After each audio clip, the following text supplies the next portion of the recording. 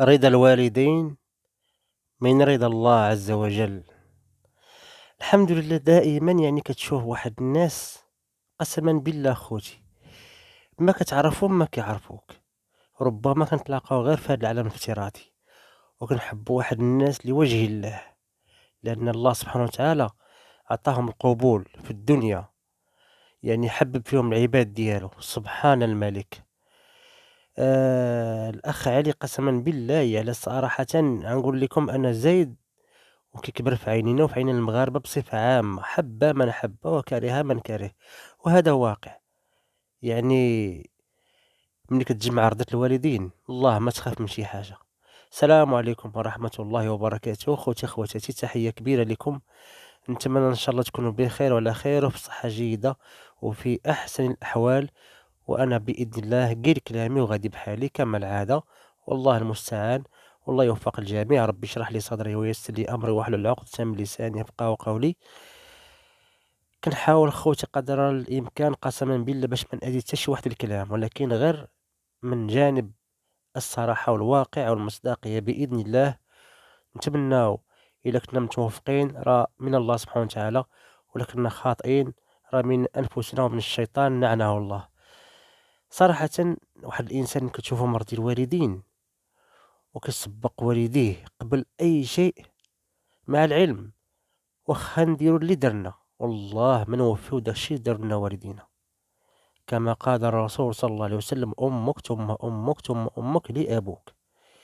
الوالدين بصفة عامة هما التاج فوق الراس، نهار كيخطئك الأب كتوسّد الركبة، ونهار تخطئك الأم كتوسّد العتبة.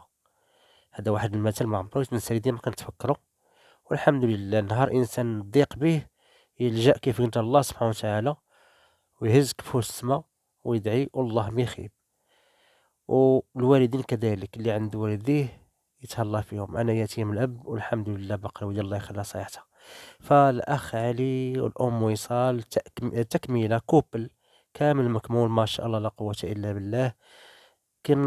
كل نهار كيزيدوا كيبينوا لنا أنهم مرضي الوالدين، أن المحبة لله، أن الحمد لله بجوج مرضي الوالدين. شفنا البارح الأخ علي مع الأب ديالو في واحد الصورة ما شاء الله لا قوة إلا بالله جميلة جدًا، رغم الحاقدين مع الأسف والكارهين للمحبة والتجمع العائلي والأسري، ولكن الحمد لله سبّق الوالد ديالو قبل كل شيء. هذا هو سر النجاح. سر النجاح إلا كان الله راضي عليك والوالدين، إذا ما تخاف من والو. الحمد لله والشكر لله. الحمد لله ما عندناش حنا وما خاصناش، وحامدي الله والشاكر، اللي جاب الله مرحبا به، خير وبركة. هاد القناة طلعت مرحبا، ما طلعتش لعله خير، والحمد لله. واليوم كملت لينا لاله وصال الأخت ديالنا الله يصلحها تبارك الله، تكملة ديال ما قدمه الأمس الأخ علي الزوج ديالها. علاش قلنا لكم تبارك الله كوب النجح؟ أكملت ما أقام به أو ما قام به زوجها، جبت حتى الأم ديالها وكانت فرحة كبيرة، والحمد لله تلاقاو العائلات. أول حاجة صلة الرحم، تاني حاجة واحد الفرحة كبيرة في وجودك الناس اللي ضربوا عنا تمارة شقاو وحرموا نفسهم من اللقمة وعطاو لنا حنا باش حنا وصلنا ولينا رجالة وأخوات ولاو تبارك الله نساء حرات شريفات عفيفات. بالمناسبة تحية للمرأة المغربية داخل الوطن وخارجه. والحمد لله الصورة تعكسات وشنا واحد الملحمة، واحد الصورة جميلة ما شاء الله لا قوة إلا بالله بالأمس، واليوم تكملة وباقي العطي يعطي بإذن الله. فالحمد لله. إلا معك رضا الله ورضا الوالدين قلنا أشنو القاعدة، وأنك ما تخاف من والو، ولله الحمد والشكر. واخا ما يكون عندك والو كتكون البركة، وقسما بالله هاد القضية الحمد لله مجربينها، عبدو ربي مكفوف على قد الحال والحمد لله.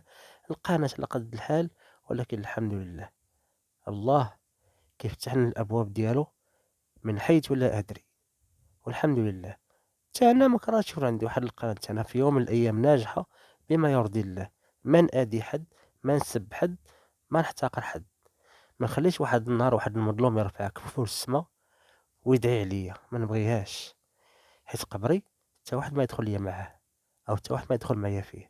الحمد لله بغيت نمشي نقي، وبغيت خوتي يبقى يحترموني. فهاد الناس اللي ضافونا لهاد القناة، الحمد لله إلا اقتنعوا بكلامنا أكيد غيدعمونا، هما سخرية من عند الله سبحانه وتعالى، حيت الكلام فعلا نابع من القلب، وفعلا هاد الناس حبيناهم لوجه الله.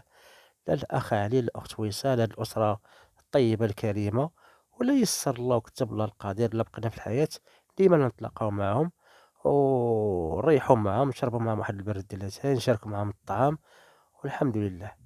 فجزاكم الله كل الخير الناس اللي كيدعموا الناس ديال الخير، والناس اللي كيدعموا المحتوى الهادف النقي، لأنه كيف قلنا كيعكس الصورة ديال بلادنا الحبيب.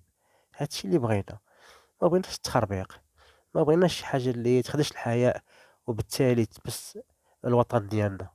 سمحوا لي اخوتي راه شويه دارني البرد، عافانا وعافاكم الله، مخنوق شويه، ولكن ما بغيتش نضيع الفرصه باش نتكلم على هذا الامر اللي الصراحه والله الا عجبني وشرح الصدر ديالي، وتمنيت نكون في ديك اللحظه والله حتى انا يعني كلنا ماشي غير انا، كاملين نتجمعوا كعائله كاملين ونصلوا صلاه الرحم. شوف، كانت واحد اللمسه بسيطه من الاخ علي والأخت وصال، أنهم كانوا سبقوا والديهم هما الأولين قبل أي شيء، قبل الشهرة، قبل كل شيء، يعني وتحطوا قدام رجلين والديهم، يعني آمروا يا والدينا وحنا ننفذوا. هذه صورة الحمد لله كتعكس واحد الصورة ديال المغاربة الحقيقيين، هادو هما المغاربة الأحرار، الناس اللي مرضيين الوالدين، ماشي الناس نسأل الله العفو والعافية مساخط، حاشا واش نكونوا حنا مساخط. الحمد لله عايشين ببركة الله سبحانه وتعالى والوالدين. والله إلا خوتي كنتكلم معاكم مزير، ولكن الله يدعيهم معنا الله يجزيكم بخير. حاولت قدر الإمكان نعطي يعني ما في جعبتي، وداك الشي اللي حسيت به في قلبي قلتو ليكم، والله يشهد أن الحمد لله ما كنافق ما حتى شي حاجة، حيت الرزاق الله. هاد القناة طلعات كان بها مرحبا بالخير وبالبركات وبالرزق، ويعني بالرضا ديال الله سبحانه وتعالى. ما طلعتش قدر الله وما شاء فعل، كما قلنا لعله خير.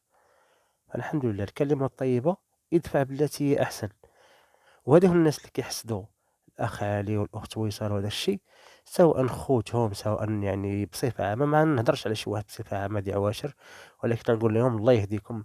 نتمنى يسمعوا هذه الرسالة، نقول لهم اتقوا الله في أنفسكم واتقوا الله في هاد الناس، وعاند وما تحسدش. هاد الشي اللي بغا نوصل ليكم، يعني ما نقولش لكم نتوما دوك الأسامي اللي كيقولوا لكم، يعني ولا تنابزوا بالألقاب.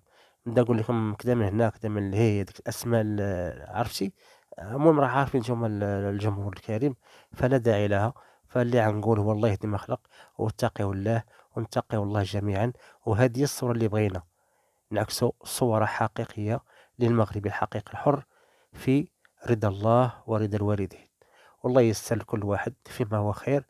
والسلام عليكم ورحمة الله وبركاته. مرة أخرى أخوتي اسمحوا لي الله يجزيكم بخير، الصوت راه مدعدع بزاف، ودرنا جهدنا وركا مع الله، والحمد لله على كل حال. اللهم صل وسلم على نبينا محمد. السلام عليكم ورحمة الله منه وبركاته.